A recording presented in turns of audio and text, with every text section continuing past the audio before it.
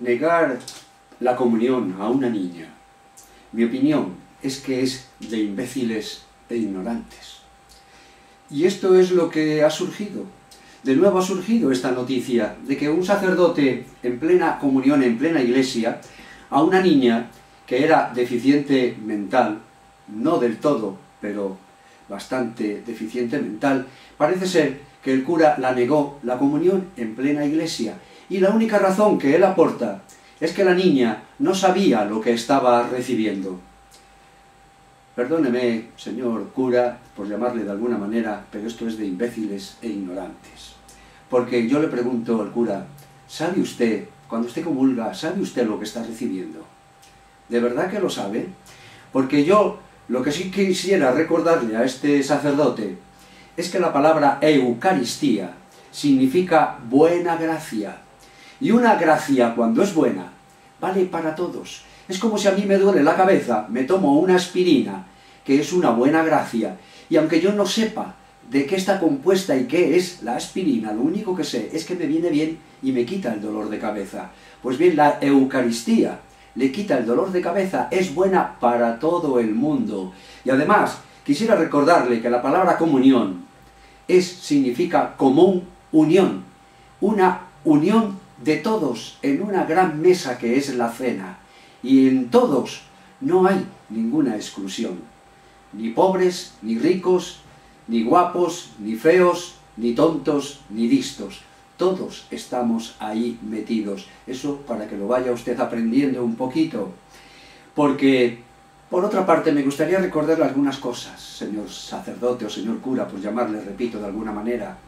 Y es que, de los sacramentos de la Iglesia Católica, que usted respeta y cree, el más grande es el de la Eucaristía. Sí, señor, es el más grande de la Eucaristía, y el más importante. Pero a mí me llama la atención que, siendo el sacramento más importante, en las primeras comunidades cristianas hubo 60 y pico, casi 70 escritos apócrifos y no apócrifos, entre los cuales ninguno habla de este sacramento tan importante que ustedes consideran. Ninguno. Y de los 4 sinópticos, el mismo Juan, del Evangelio de Juan, no lo nombra para nada este sacramento de la Eucaristía. Y si alguien nombra la palabra «haced esto en memoria de mí», es Lucas. Y Lucas, todos sabemos que es un señor que escribe y solamente va copiando y repitiendo lo que ya había escrito su maestro, que era San Pablo, Saulo de Tarso. Sí, señor, un hombre, Saulo de Tarso, que empezó a escribir sobre esto, un hombre que no conoció a Jesucristo, un hombre que, si alguien escribía después de lo que él había escrito e iba en contra de sus creencias y de sus interpretaciones, ya se podía aguantar un poquito, porque era el único tuerto en el país de los ciegos, porque todos los discípulos y apóstoles eran totalmente analfabetos, hombre. El único que sabía leer y escribir era este hombre, y por eso se plantó ante ellos como un maestro. ¿Por qué? Simplemente porque había dicho que se le había aparecido Jesucristo y le había enseñado cosas que ni los mismos discípulos, a pesar de haber recibido el Espíritu Santo, no se habían dado ni cuenta. Y discutieron entre ellos. Ahí lo tenemos en los Hechos de los Apóstoles. Discutieron, bien, por fórmulas de interpretación. Porque que se le había aparecido Jesucristo. Actualmente hay tantos vividores que dicen haber visto lo que les da la gana. No. Y además estoy seguro que hasta en el mismísimo Palmar de Troya, ahí se estarán escribiendo, o se habrán escrito ya unos evangelios, con toda clase de milagros del famoso Papa Clemente. De eso estoy seguro. Así comienza todo. Porque yo lo que digo es que, además, la Iglesia afirma que esto de la Eucaristía, Jesucristo lo habló con la máxima claridad.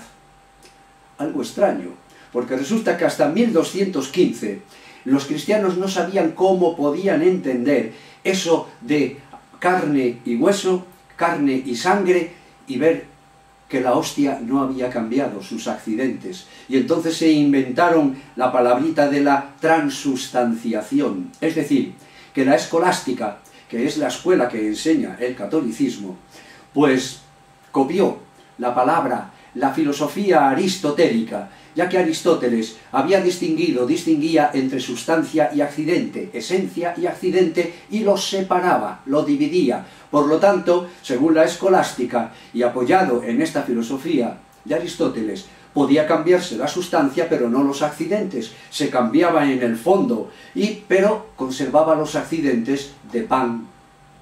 Bien, pero esto actualmente esto es tan anticuado, surrealista y anacrónico como ha evolucionado la ciencia, porque la ciencia ya no entiende esa división entre esencia y accidentes. Son los accidentes los que componen la esencia de las cosas. Además, de todas formas, como dice algún obispo un poco más inteligente, dice, es que de esa forma, si cambiaran y distinguiéramos la sustancia, la esencia de los accidentes, si yo me encuentro una hostia en el suelo, no puedo ver claramente si está consagrada o no consagrada. ¿No ha cambiado? Entonces nunca podríamos saber cómo son las cosas en sí. Esto ya lo enseñó el famoso Galileo, algo que la Iglesia condenó hace mucho tiempo, porque todos estos sacramentos, a mi modo de ver, han surgido de mentes calenturientas y reprimidos sexualmente. Y lo curioso es que solamente en la Iglesia Católica se defiende y se respeta esta palabra de transubstanciación, que se convierte el pan en sangre y cuerpo de Jesucristo. Pero, miren ustedes, yo estoy convencido, conozco muchos católicos que van a misa, y estoy convencido que en este caso concreto ya no creen en esto. Lo consideran un acto simbólico, como lo consideran todas las culturas cristianas, que no son católicas, como un acto simbólico de unión en una cena, y que me parece muy bien, me parece perfecto, porque creo que es lo único que se puede suscitar de los comentarios evangélicos, algo simbólico. Haced esto, siempre que hagáis esto, acordaros de mí. Pues me parece muy bien, pero nada más. Sin embargo, el Catecismo de la Iglesia Católica dice, para que exista esta transubstanciación, este gran milagro, pues tiene que ser un sacerdote católico. Además, tiene que dar esa fórmula mágica, que es, esto es mi sangre, este es mi cuerpo, para que esto ocurra. Y además, este sacerdote debe ser varón y célibe. Al decir el catecismo varón y célibe, ha cerrado de un plumazo las puertas a las mujeres. Y además, célibe. Cuando no se dan cuenta de que antiguamente los primeros cristianos, hasta hace muy pocos años, había sacerdotes que consagraban y estaban casados. Luego no podían ser célibes, hombre. En fin, que realmente, ¿qué queréis que os diga? Simplemente que usando, además, la lógica de las abuelas, que es la verdadera filosofía de la vida. Yo lo que digo es que como un sacerdote católico, como el catolicismo puede interpretar que solamente en las manos de un sacerdote católico venga en carne y sangre el mismísimo gran Dios, solamente.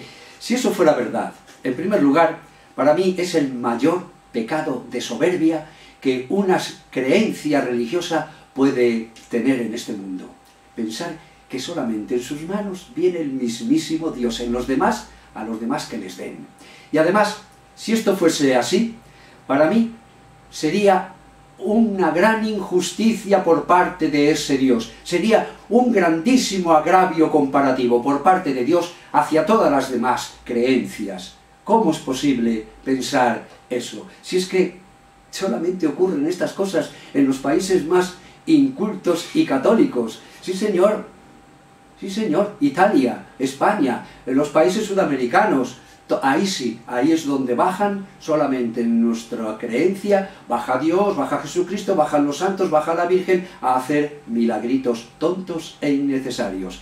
Y me voy a apoyar en esta palabra de innecesario. Cuando Jesucristo vino a este mundo, si es que vino, lo principal de él era el mensaje. Su principal es el mensaje. Y cuando un mensaje convence, no necesita de milagros. Es decir, no necesita tener constantemente un milagro de la transubstanciación en este mundo para demostrar que su mensaje era bueno de confraternidad. Mensaje que al fin y al cabo no era nuevo, ni único. Antes que él, otros grandes filósofos lo habían ya predicado.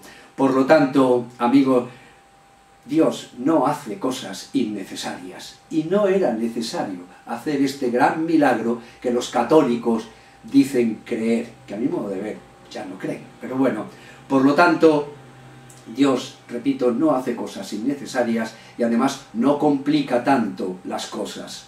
Como decía Unamuno, venceréis, pero no convenceréis.